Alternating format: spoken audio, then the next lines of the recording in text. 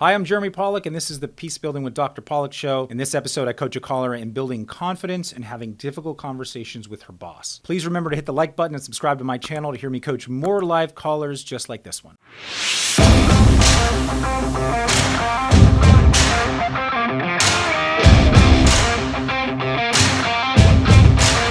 Charlotte, welcome to the show. How can I help you today? Doing well, thank you. Thank you so much for having me.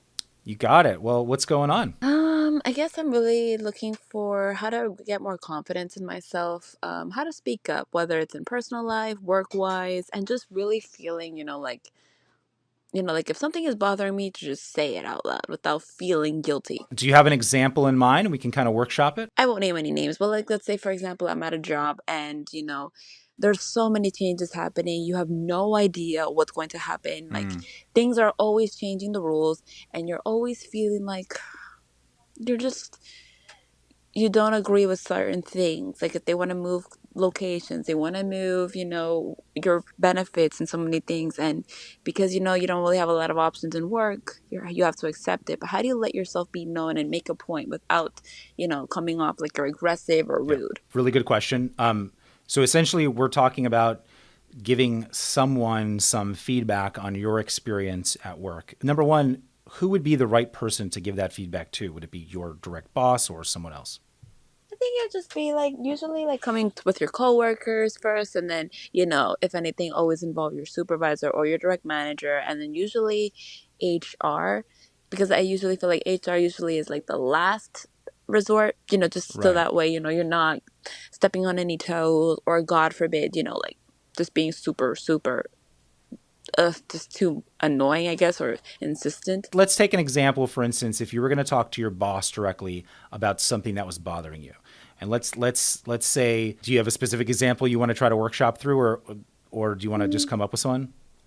We can definitely come up with one. Okay, so how about she moved your the benefits thing is hard because it's usually a company level thing. You could give her feedback, him or her feedback, but they might not be able to have a lot of control over that. But let's say, for instance, she changed your schedule or something, right? And you didn't have any input on that. You didn't have any control about it, and now you have a different schedule, and you want to give some feedback to your boss. Does that sound like a good example we can start with? It does, definitely. Okay. So when you're giving feedback, typically you want to start with, sort of the thing that happened, the behavior or the event or with a change that happened. And then you want to let them know how it's affecting you. So how it's impacting you.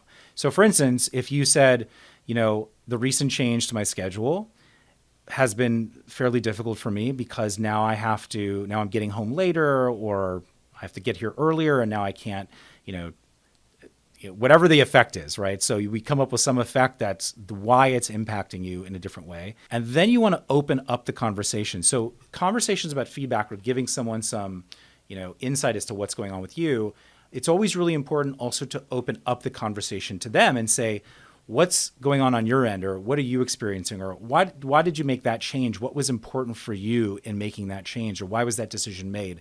And giving them some agency, some control, some ability to talk and give you their perspective or their position, essentially. So they feel like it's a two-way conversation. And then from there, once you understand what their perspective is or what their position was, the reason why they did something, and they now know what your position is and how it's impacting you, maybe then you can come up with some creative alternative or solution, or you can make a suggestion like, okay, I hear that you wanted to, make that change because it was important for scheduling and this person needed to go there. And so you needed me to come here. I get that. That makes sense. Now that it's impacting me. Is there any way we can talk about maybe a new solution, a creative solution, an alternative? Maybe we can brainstorm a little bit. Would you be up for something like that?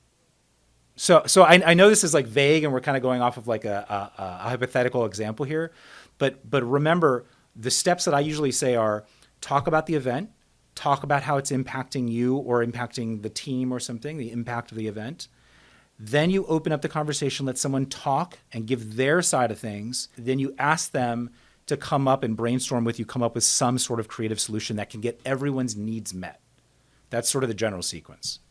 That is definitely great. And I think, in a lot of aspects, especially when you just start a job, or even if you're in a job like recently, like for like a few months or so, I think one of the biggest things I've learned is that, you can't let anyone, even a job, walk over you. They can, Yeah. make changes, they can say what they want.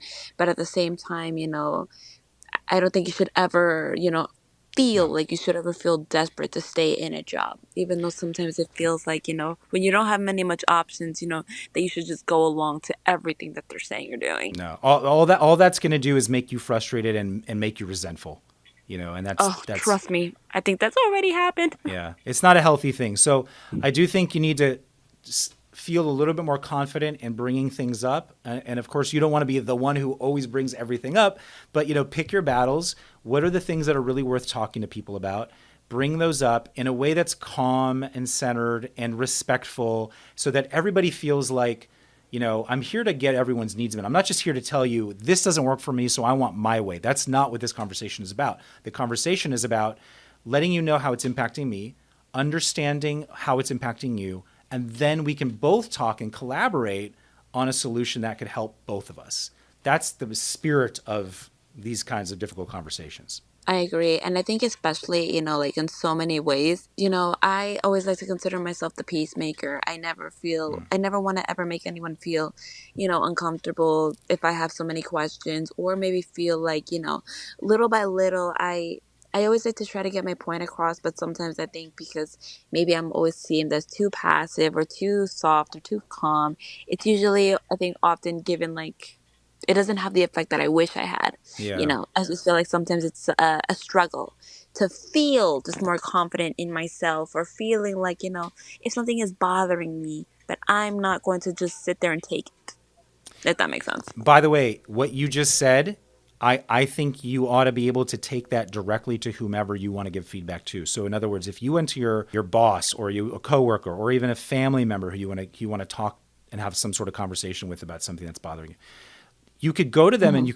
could be upfront and be vulnerable with them for a moment and say, hey, listen, when I have these conversations, it makes me uncomfortable because I'm always trying to keep the peace. Like sometimes I do people pleasing and it's really uncomfortable for me because I don't want to, you know, make it seem like I'm confronting you or put you on the defensive. And you can have that conversation and be vulnerable and tell them how you're feeling about giving them feedback so they understand where you're at. And it really it helps people to lower their own defenses when they hear you be vulnerable like that, you know? I think so too. But sometimes it's like, sometimes it doesn't always have the effect, if I'm No, going to be honest. sometimes it Like, doesn't. I sometimes do feel like, it can be a struggle for me to sometimes get my point across, because the last thing I ever want to do is come off as aggressive, Yeah. or feeling, like if I'm expressing my boundaries, not to feel guilty doing so. Yeah. Well, It's listen, like it's so hard sometimes. most people see confrontation, quote unquote confrontation, or they see these kinds of difficult conversations as falling on one extreme or the other. Either they're going to avoid it completely so that they don't piss anybody off, or if they have the conversation, they're going to come off as aggressive or annoying or something like that. They don't see the middle path, which is basically being respectfully assertive. Can you start to reconceptualize yourself in these types of conversations? Can you start to reimagine that when you have these conversations, it's not about being, you don't have, it's not going to come off as aggressive. It doesn't need to be coming off as aggressive or confrontational. It can be just really calm, respectful, and just having a conversation about, what's bothering you or impacting you, and letting people know that you care about them too and you want to know what's going on for them. And so it's a middle way between avoidance and aggression.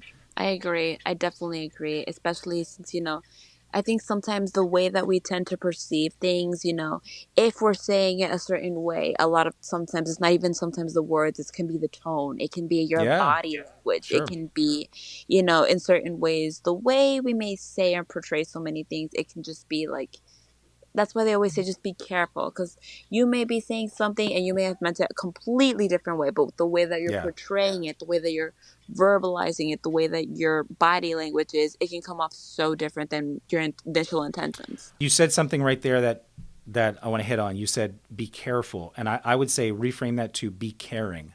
If you have these conversations from a place of being caring, I care about you, and that's why I'm having the conversation. I care about the company, and that's why I'm having a conversation.